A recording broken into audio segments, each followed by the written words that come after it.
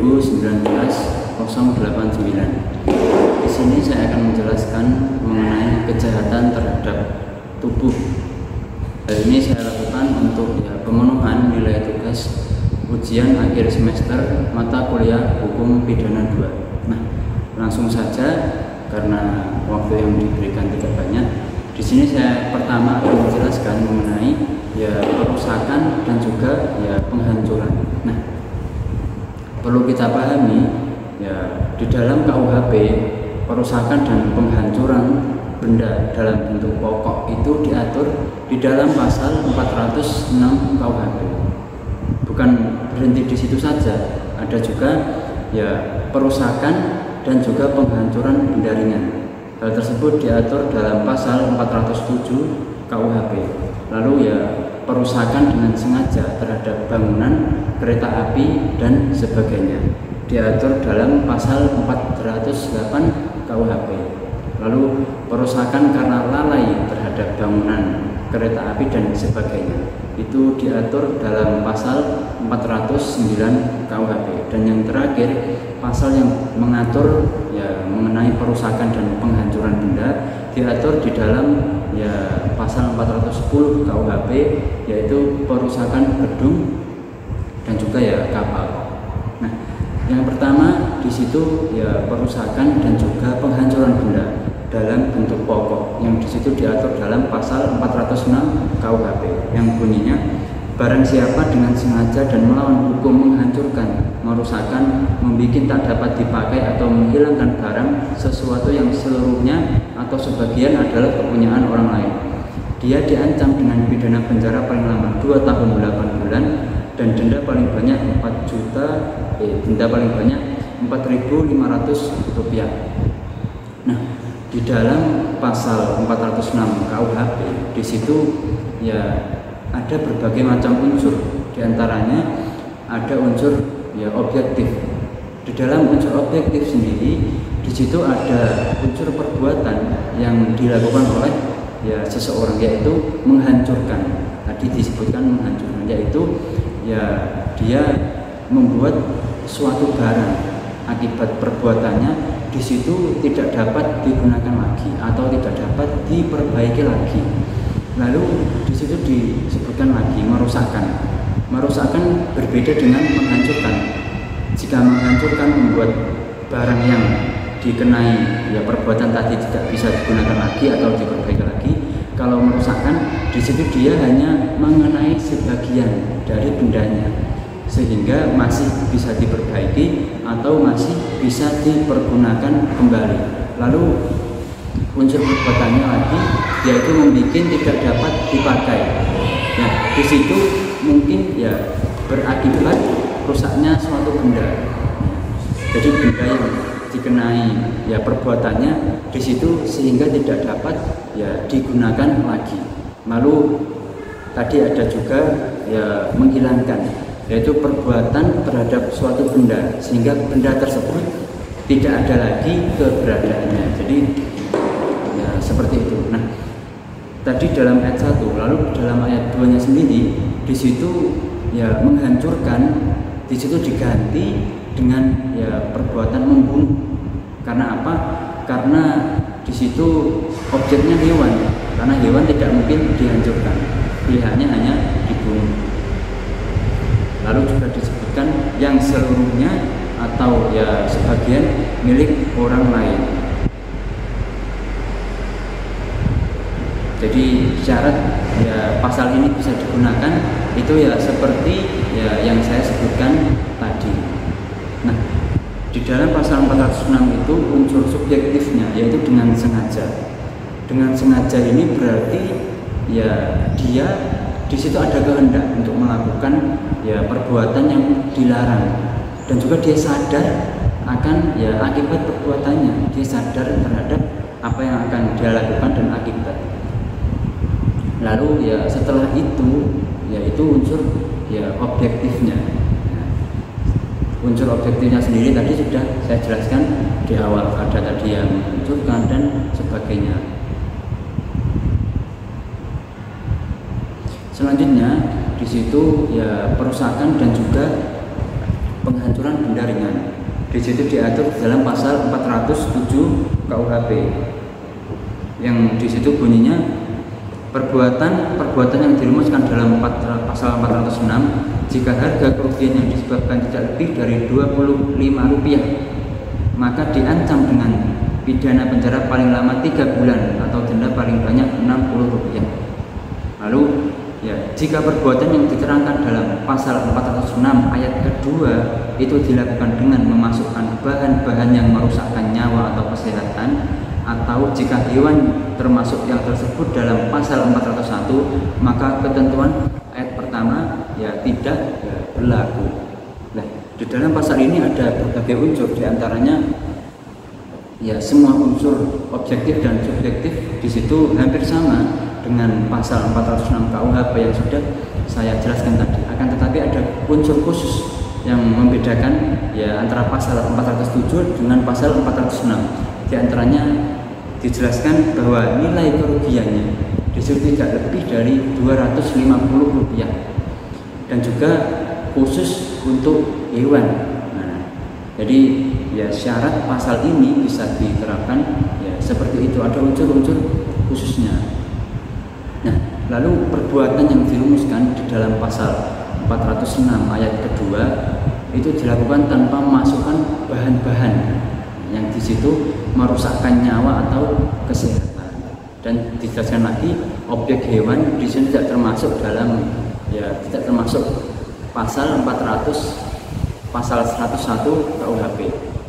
Nah, selanjutnya dijelaskan dalam pasal 408 KUHP, yaitu berkenaan dengan perusakan dengan sengaja terhadap bangunan kereta api dan sebagainya.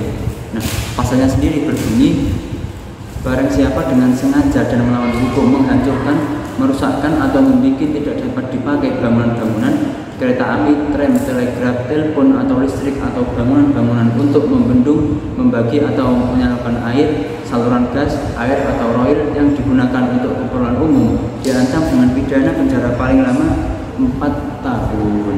Nah, di dalam pasal ini di situ ada berbagai unsur yang ada di dalamnya. Di antaranya unsur perbuatan. Apa unsur perbuatannya? Yang pertama disebutkan tadi ada menghancurkan, lalu ada merusakkan dan juga membuat tidak dapat dipakai. Adapun penjelasan mengenai apa itu menghancurkan, apa itu merusak, apa itu membuat tidak dapat dipakai, di situ sama seperti yang saya jelaskan dalam 406 KUHP tadi di awal tadi. Lalu objek bangunan-bangunannya apa? Di situ kereta api, tram, telegraf, telepon, bangunan-bangunan untuk membendung air. Yang penting di situ bangunan yang diperuntukkan untuk keperluan umum objeknya. Jadi gedung di situ diperuntukkan untuk umum. Lalu unsur subjektifnya sama, yaitu kesengajaan. Ada kehendak untuk melakukan perbuatan yang dilarang dan sadar akan akibat perbuatannya. Jadi itu adalah unsur subjektifnya. Nah, selanjutnya ada pasal 409 KUHP, yaitu berkenaan dengan perusakan karena lalai terhadap bangunan kereta api dan juga bangunan sebagainya. Yaitu barang siapa karena kelalaiannya menyebabkan bangunan tersebut dalam pasal di atas dihancurkan, dirusakkan atau dibikin tidak dapat dipakai, maka diancam dengan pidana kurungan paling lama 1 bulan atau denda paling banyak 150 atau 1.500 rupiah. Nah, dalam pasal 409 KUHP ini ada unsur-unsurnya juga, yaitu sama seperti pasal-pasal sebelumnya, yaitu semua unsur objektif dan subjektif pasal 407, 406 itu sama dengan ini. Nah, tapi ada unsur khusus. Nah, unsur khususnya apa? Unsur khususnya yaitu yang pertama ada kelalaian dari petindak. Nah, dia kurang hati-hati yang menyebabkan terjadinya kerusakan, kehancuran dari suatu benda tersebut. Lalu selanjutnya pasal yang terakhir yaitu pasal 410 KUHP. yaitu berkenaan dengan perusakan gedung dan kapal. Nah, pasal ini sendiri berbunyi, barang siapa dengan sengaja dan melawan hukum menghancurkan atau membuat tidak dapat dipakai suatu gedung atau kapal yang seluruhnya atau sebagian milik orang lain, maka diancam dengan pidana penjara paling lama 5 tahun. Nah, di dalam pasal ini unsur-unsur objektifnya apa? Nah, unsur-unsur objektifnya ya diantaranya perbuatan, yaitu menghancurkan dan membuat tidak dapat dipakai. Penjelasannya bisa dilihat seperti penjelasan saya di awal tadi. Lalu objeknya yaitu gedung, yaitu setiap bangunan yang dibuat untuk digunakan bagi segala macam keperluan manusia, contoh toko, mal, rumah sakit, terminal, dan lain-lain. Lalu ya ada dijelaskan juga yang keseluruhan atau ya sebagian itu milik orang lain. Lalu unsur subjektifnya dia dengan sengaja di situ melakukan ya perbuatan yang dilarang dan dia sadar akan ya perbuatannya.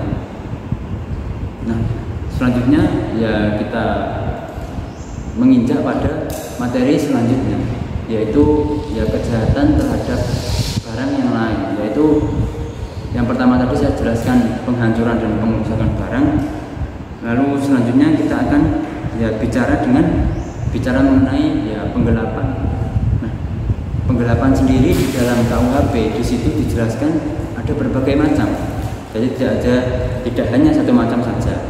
Yaitu yang pertama dijelaskan yaitu penggelapan biasa. Pasal 372 KUHP. Lalu dijelaskan di dalam pasal 373 KUHP yaitu penggelapan ringan. Nah, dilanjutkan dengan ya penggelapan dengan pemberatan yaitu 374 dan juga 375 KUHP. Lalu yang terakhir yaitu penggelapan di lingkungan keluarga yaitu pasal 376 ya KUHP. Nah, kita menginjak yang pertama yaitu pasal 372 KUHP.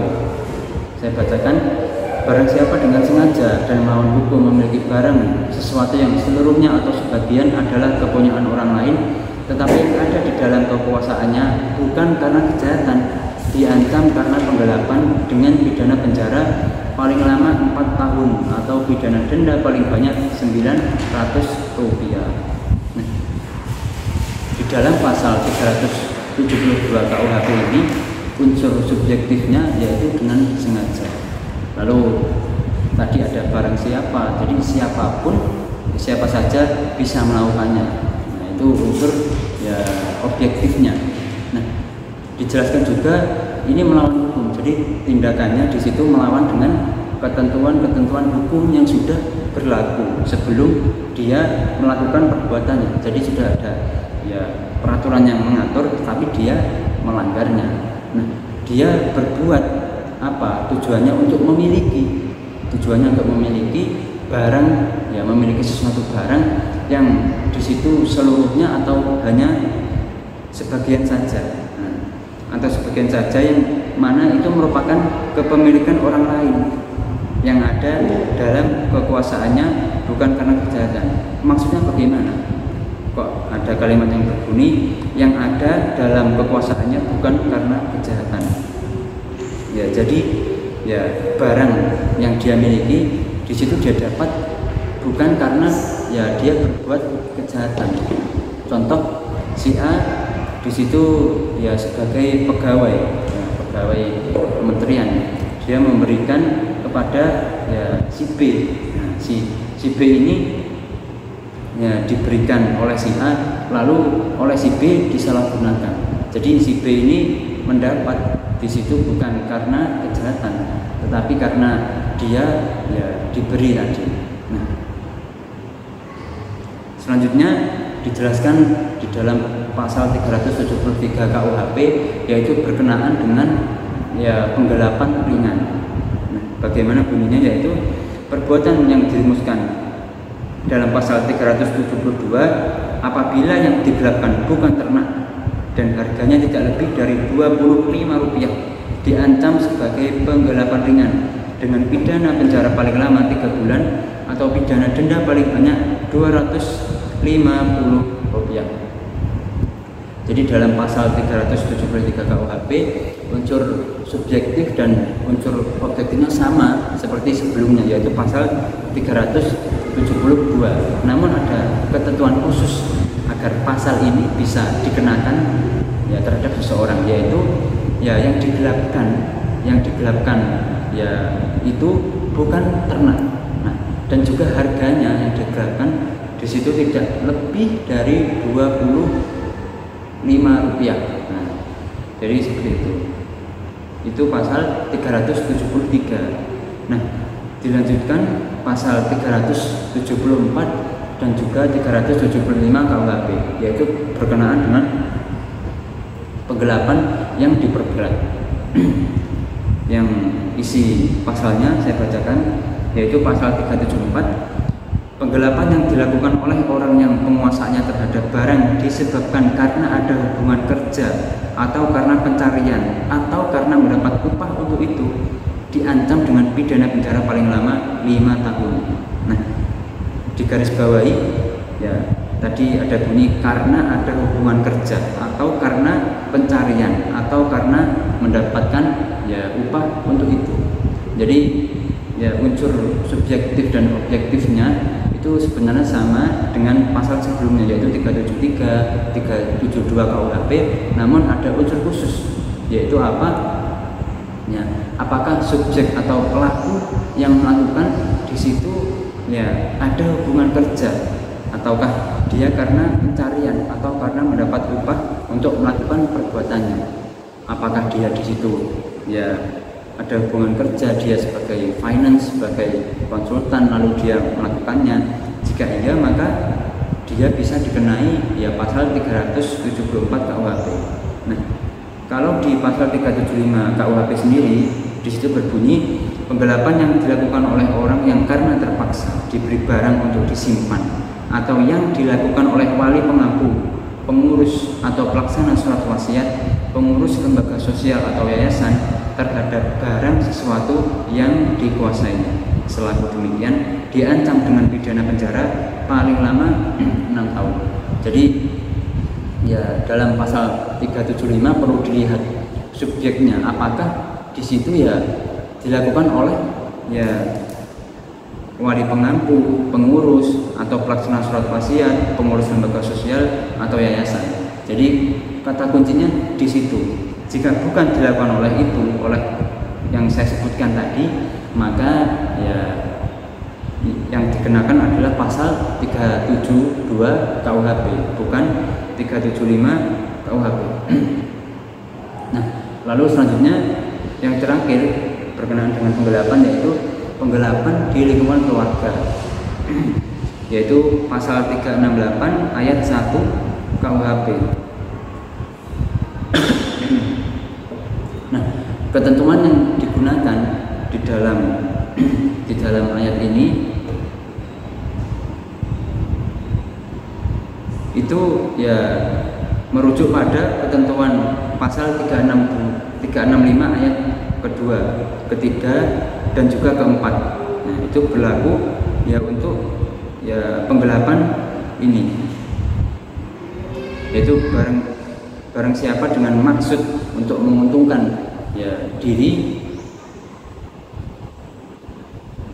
sendiri atau orang lain secara melawan hukum, memaksa seseorang dengan kekerasan atau ancaman kekerasan untuk memberikan barang sesuatu yang seluruhnya atau sebagian adalah kepunyaan orang lain, dan supaya membuat hutang ataupun menghapuskan piutang, diancam karena pemerasan dengan pidana penjara maksimum 5 tahun.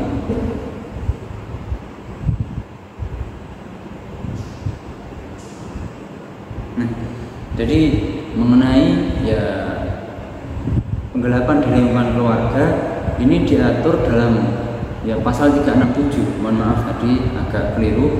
Jadi diatur dalam pasal 367 diantaranya ayat 1. Di situ apabila suami istri di situ ya masih dalam ikatan perkawinan, ya dia tidak terpisah meja atau tidak terpisah ranjang, ya maka pencurian atau ya di situ pembantu pencurian yang dilakukan oleh ya mereka di situ mutlak tidak dapat dilakukan penuntutan. Nah, akan tetapi apabila dalam penggelapan yang dilakukan oleh suami ataupun oleh istri terhadap harta benda istri atau harta benda suami ya, terhadap orang lain bukan anggota keluarga, maka tetap dilakukan ya penuntutan walaupun tidak ada ya pengaduan.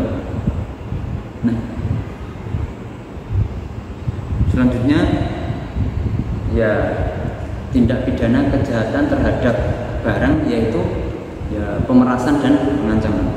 Jadi sebelumnya tadi saya ya membacakan pasal 368 ayat 1, harusnya itu berlaku untuk ya tindak pidana ini, yaitu tindak pidana untuk pemerasan dan juga pengancaman. Yang pertama, pemerasan biasa diatur dalam pasal 368 ayat 1. Saya bacakan, yaitu barang siapa dengan maksud untuk menguntungkan diri sendiri atau orang lain secara melawan hukum, memaksa untuk memberikan barang sesuatu yang seluruhnya atau sebagian adalah kepunyaan orang lain supaya membuat hutang maupun menghapus piutang, maka diancam karena pemerasan dengan pidana penjara maksimum 9 tahun. Jadi ya unsur subjektifnya di situ dia dengan maksud, jadi dia melakukan dengan niat dan juga dengan maksud, dengan kesadaran dia. Lalu unsur objektifnya barang siapa ya atau siapapun yang bisa melakukan perbuatan ini, dan perbuatannya yaitu dia melakukan ya pemaksaan, melakukan pemaksaan. Lalu ada bunyi kekerasan dengan kekerasan atau ancaman kekerasan. Ini berbeda. Jika kekerasan berarti sudah ada tindakan yang dia lakukan terhadap ya, seseorang. Kalau ancaman kekerasan itu berupa hanya ancaman, jadi belum ada tindakan fisik, jadi baru berupa ancaman saja. Lalu selanjutnya ada pasal mengenai pemerasan yang diperberat, yaitu pasal 368 ayat 2. Nah, ketentuan pasal 365 ayat kedua, ketiga, keempat itu berlaku untuk kejahatan ini. Nah, jadi ya peruntukannya yaitu pasal 365 digunakan dalam ya kejahatan ini.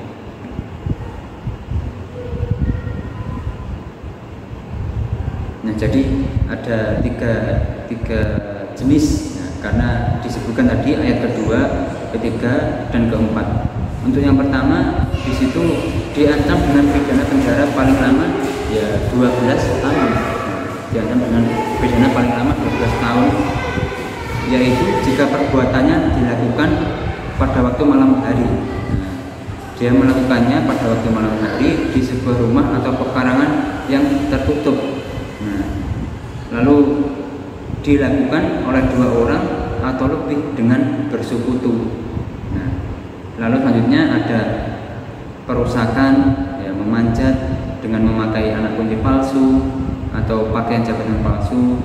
Nah, lalu mengakibatkan luka-luka berat, maka itu bisa diancam dengan ancaman pidana 12 tahun. Selanjutnya ada juga di situ ya diancam dengan pidana penjara 15 tahun jika perbuatan tadi di ayat 2 tadi di situ mengakibatkan ya kematian. Dia mengakibatkan kematian. Lalu selanjutnya diancam dengan ya pidana seumur hidup atau selama waktu tertentu paling lama 20 tahun. Jika perbuatannya sama, yaitu menyebabkan kematian, akan tetapi di situ dilakukan oleh 2 orang atau lebih dengan bersekutu. Jadi kalau ayat 3 tadi sendiri, ayat 4-nya di situ dia bersekutu melakukannya. Jadi bukan hanya sendiri tapi dengan ya bersama-sama, yang mengakibatkan luka berat atau ya kematian. Dia bisa diancam mati atau ya di situ pidana 20 tahun.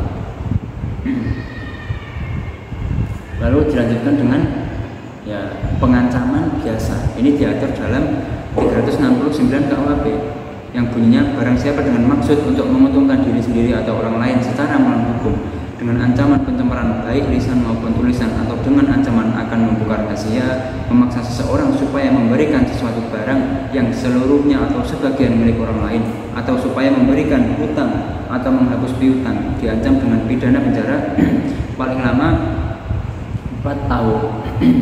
Nah, jadi di dalam pasal 369 ya KUHP ini ya di situ unsur ya subjektifnya yaitu dengan maksud ya. Jadi dia dengan sadar dia melakukan perbuatan tersebut. Lalu unsur objektifnya di situ barang siapa ya, siapapun dia di situ. Lalu secara melawan hukum. Nah, perbuatannya apa? Perbuatannya yaitu melakukan ya pencemaran. Nah, dia melakukan pencemaran baik lisan ataupun tulisan atau dengan ancaman akan membuka rahasia. Jadi seseorang bisa dikenakan pasal ini atau pasal ini bisa digunakan dengan syarat ya hal tersebut, yaitu ada unsur perbuatannya berupa pencemaran baik lisan ataupun tulisan atau dengan ancaman akan membuka rahasia, lalu memaksa seseorang untuk memberikan barangnya ataupun ya dia memaksa untuk memberikan hutang atau menghapuskan ya piutang. Lalu dilanjutkan dengan yang terakhir yaitu pengancaman di lingkungan keluarga, yaitu pasal 370. Nah, pasal 370 sendiri di situ ya ketentuan yang berlaku di dalamnya di situ ya dalam pasal 367. Jadi ketentuan pasal 367 itu berlaku bagi kejahatan-kejahatan yang dirumuskan di dalam bab ini. Jadi sama seperti yang ya, saya jelaskan tadi. Saya kira itu saja penjelasan dari saya. Ya demikian, yang selanjutnya akan dijelaskan oleh teman saya. Demikian, wassalamualaikum warahmatullahi wabarakatuh. Assalamualaikum warahmatullahi wabarakatuh. Nama saya Lalu Muhammad Zainuddin, NIM 2019 435 dari kelas F. Di sini saya akan menjelaskan tentang tindak pidana pencurian, penadahan, dan pemalsuan. Pertama-tama saya akan menjelaskan tentang pengertian tindak pidana pencurian. Tindak pidana pencurian adalah salah satu bentuk kejahatan yang tercantum dalam buku kedua KUHP, Kitab Undang-Undang Hukum Pidana, adalah yang dimana tindak pidana pencurian yang secara khusus diatur di dalam bab 21 pasal 362 sampai 367 KUHP.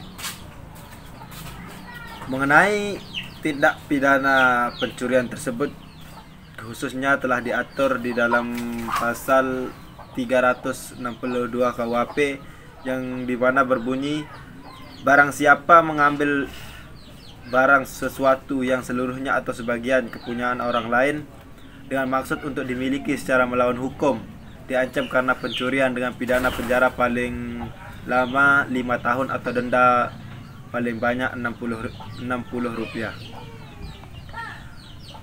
Kaitannya dengan masalah kejahatan pencurian, di Indonesia mengenal tindak pidana pencurian diatur di dalam Kitab Undang-Undang Hukum Pidana yang dibedakan atas 5 macam pencurian. Yang pertama pencurian biasa, yang kedua pencurian ringan,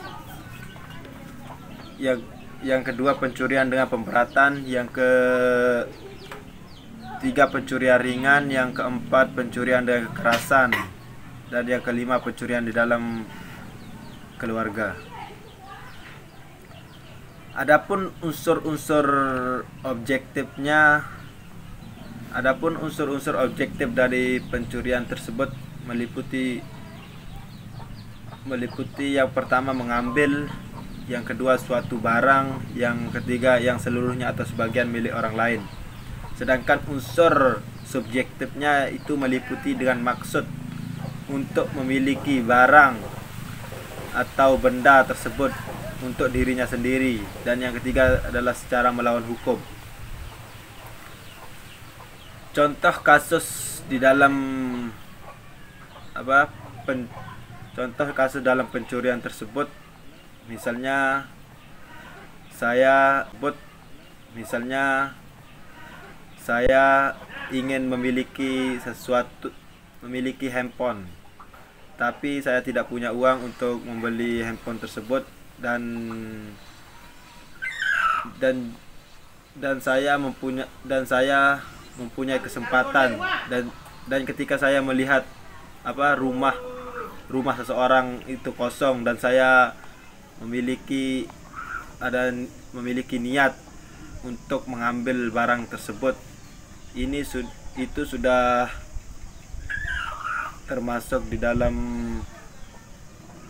pasal 362 KUHP. Terus yang kedua, tindak pidana penadahan.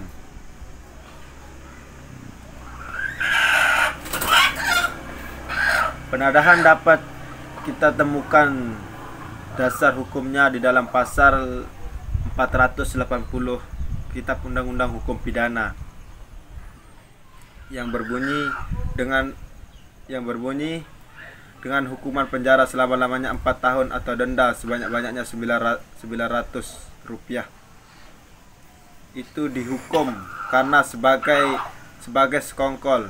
Barang siapa yang membeli atau menyewa, menerima tukar, menerima gadai, menerima sebagai hadiah atau karena hendak mendapatkan untung, menjual, menukarkan, menggadaikan, menyimpan atau menyembunyikan sesuatu barang yang diketahuinya atau yang patut disangka diperoleh karena kejahatan. Ayat kedua, barang siapa yang mengambil keuntungan dari hasil suatu barang yang diketahuinya atau yang patut harus disangka barang itu diperoleh karena kejahatan. Terkait pasal di atas, R. Susilo menjelaskan dalam bukunya berjudul Kitab Undang-Undang Hukum Pidana serta komentar-komentarnya lengkap pasal demi pasal mengatakan bahwa yang dinamakan sekongkol atau bisa disebut pula tadah itu sebenarnya hanya perbuatan yang disebutkan pada sub 1 dari pasal tersebut. Perbuatan yang tersebut pada sub 1 dibagi atas 2 bagian.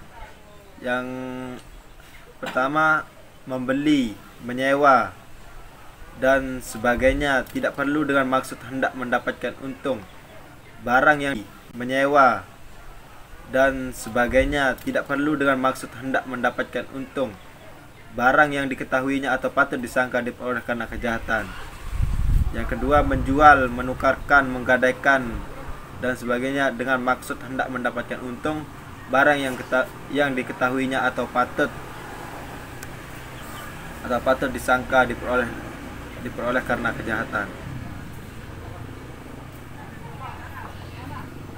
Di dalam pasal ini, terdakwa harus mengetahui atau patut dapat menyangka bahwa barang itu asal dari kejahatan.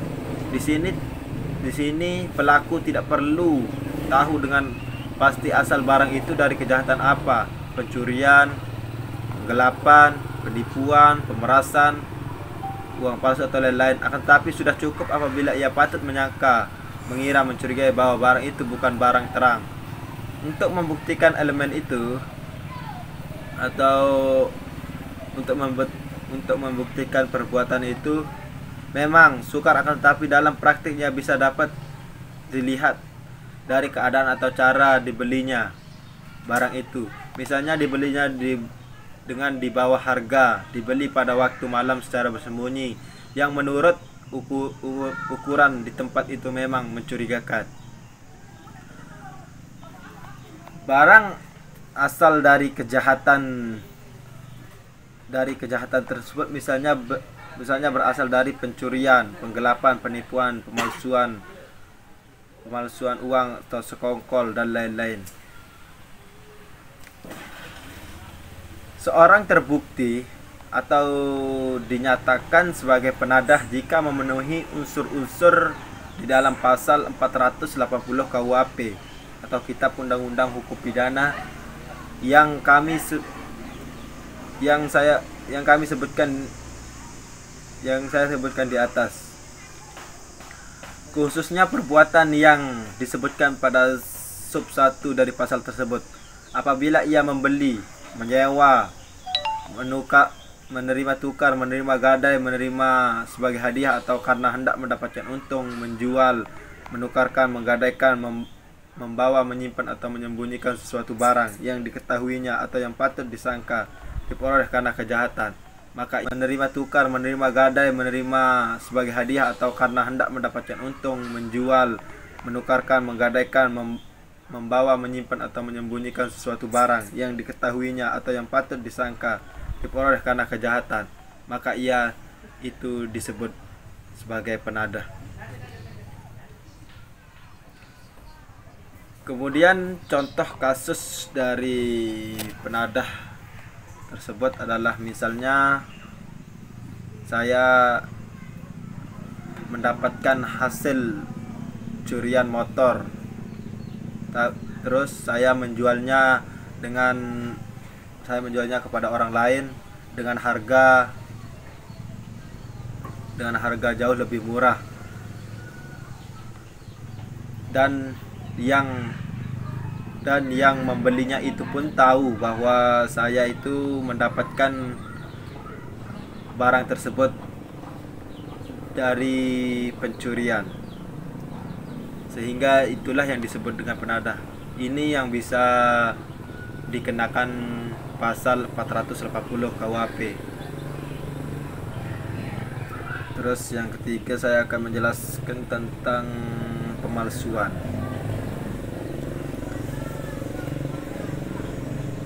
Di dalam Kitab Undang-Undang Hukum Pidana mengatur tindak pidana pemalsuan dalam beberapa jenis, yaitu sumpah palsu, itu terdapat di dalam pasal 242 KUHP, pemalsuan mata uang, uang kertas negara dan uang kertas bank, itu tercantum di dalam pasal 244 sampai 252. Pemalsuan materai, cap merek, itu terdapat dalam pasal 253, 262. Pemalsuan surat pasal 263 sampai 276. Laporan palsu, pengaduan palsu, dan tulisan itu tercantum dalam pengaduan palsu, tercantum dalam pasal 220 KUHP.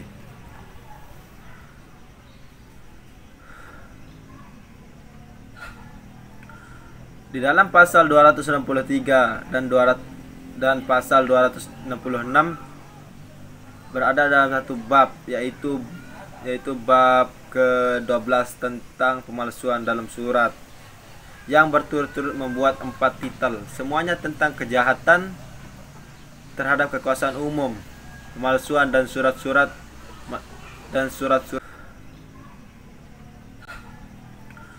Di dalam pasal 263 dan pasal 266 berada dalam satu bab, yaitu bab ke-12 tentang pemalsuan dalam surat, yang berturut-turut membuat 4 titel, semuanya tentang kejahatan terhadap kekuasaan umum, pemalsuan dan surat-surat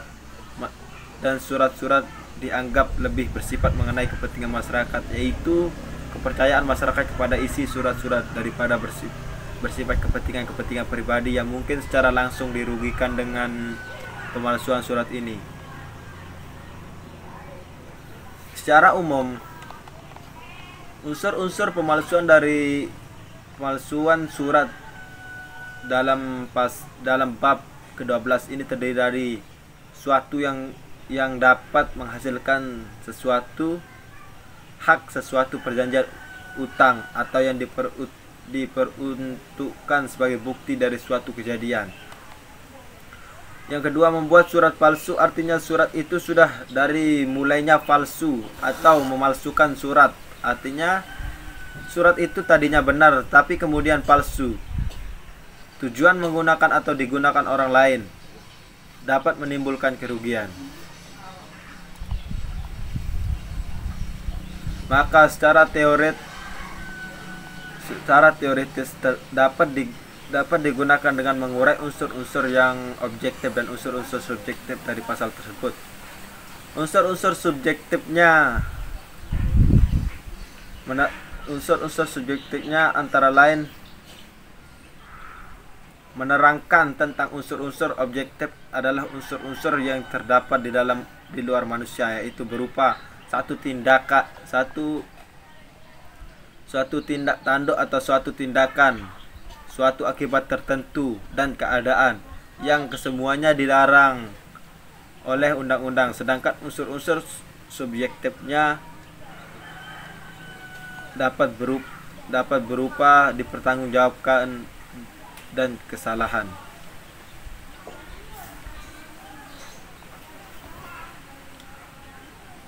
Pasal 263, jika diurai unsur-unsur berdasarkan teori hukum pidana, maka dapat dilihat dua unsur besar, yaitu unsur objektif dan unsur subjektif.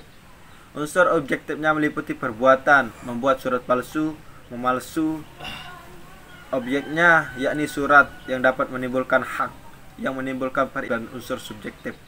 Unsur objektifnya meliputi perbuatan membuat surat palsu, memalsu objeknya, yakni surat yang dapat menimbulkan hak yang menimbulkan perikatan yang menimbulkan suatu pembebasan hutang.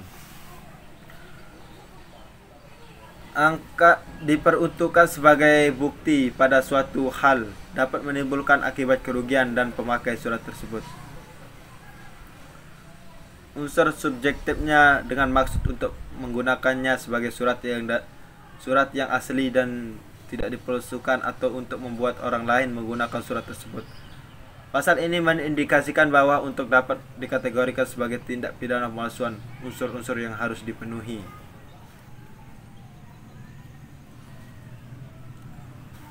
Kemudian contoh kasus dari pemalsuan surat, seperti misalnya saya mempunyai hutang, terus